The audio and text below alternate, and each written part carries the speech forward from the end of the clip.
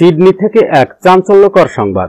New Zealand লন্ডনে তাদের শীর্ষ কূটনীতিককে বরখাস্ত করেছে, কারণ তিনি প্রকাশ্যে ট্রাম্পের ইতিহাসের জ্ঞান নিয়ে প্রশ্ন তুলেছিলেন। কি ঘটেছিল বিস্তারিত জানুন আমাদের এই বিশেষ প্রতিবেদনে।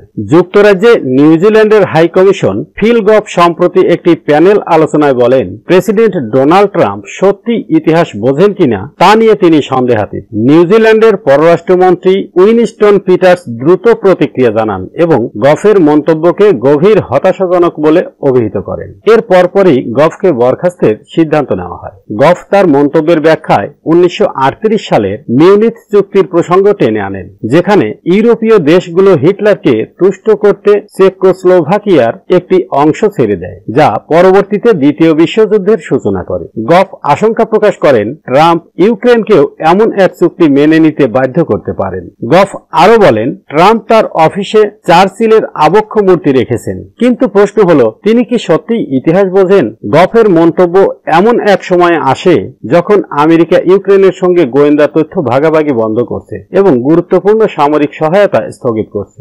নিউজিল্যান্ডের কূটনৈতিক বরখাস্তের এই সিদ্ধান্ত নিয়ে আপনার মতামত কি? গভ কি ঠিক বলেছিল নাকি কূটনৈতিক সীমা অতিক্রম করেছে? কমেন্টে জানাতে ভুলবেন না।